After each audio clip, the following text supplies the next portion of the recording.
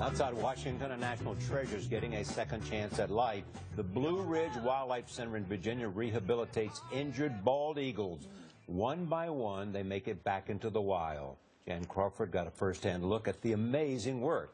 Jan, good morning. Well, good morning. The bald eagle is obviously a symbol of American strength and freedom, but it's also an incredible comeback story. The birds were on the brink of extinction, and the government moved to protect them, and now eagles are thriving and multiplying, but they still get into trouble.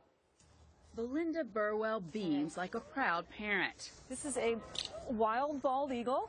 She's also a cautious veterinarian. Her patient is angry. He's trying to kill me. Burwell is holding a born predator. Bald eagles use their talons to kill, their beaks to tear skin.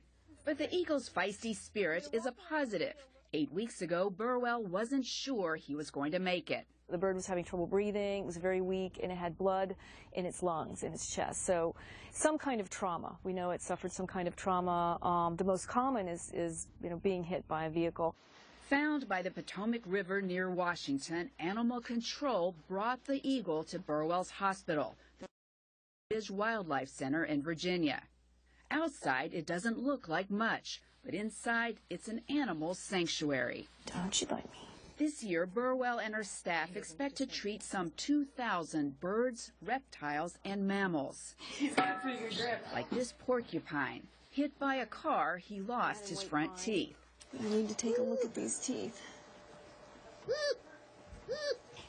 Oh, yes, look at him.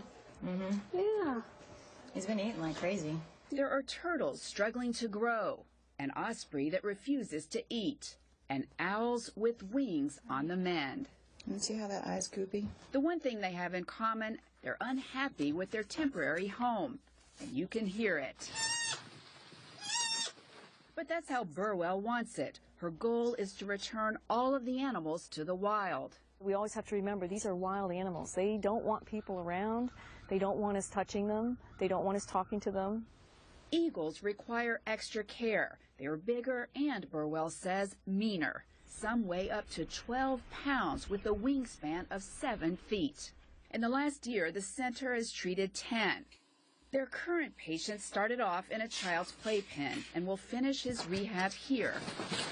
You make them go the rounds as exercise? Yeah, it's a circular flight cage. We call this the flyway. It's sort of like a race course for birds. So he can fly round and round and round without stopping, and that helps condition him. On the day we visited, it was clear we were unwanted guests. We watched as Burwell and her assistant used a net to trap the eagle. Before he's released, they want to tag him for identification. They hood the bird to calm him. He's so stressed they have to pry his talons off the glove. Then the ID goes on by full-time science teacher, part-time bird bander Liam McGranahan. 20 years ago, if someone said bald eagle on the river, I would have kind of second-guessed them and said, no, you probably saw a red-tailed hawk or some other bird, but not an eagle. But today, oh, without a doubt. A week later, the bird is ready for release. In front of a crowd, Burwell whispers final words of encouragement. Look, look, look. Hey, put your head up. Ready? Come on. I'm happy that they flew away, and I'm happy that they're healthy, but then I worry, are they going to get into trouble again? But hopefully he won't. He's headed back to the Potomac, and it's a great place to live if you could just stay away from cars and people.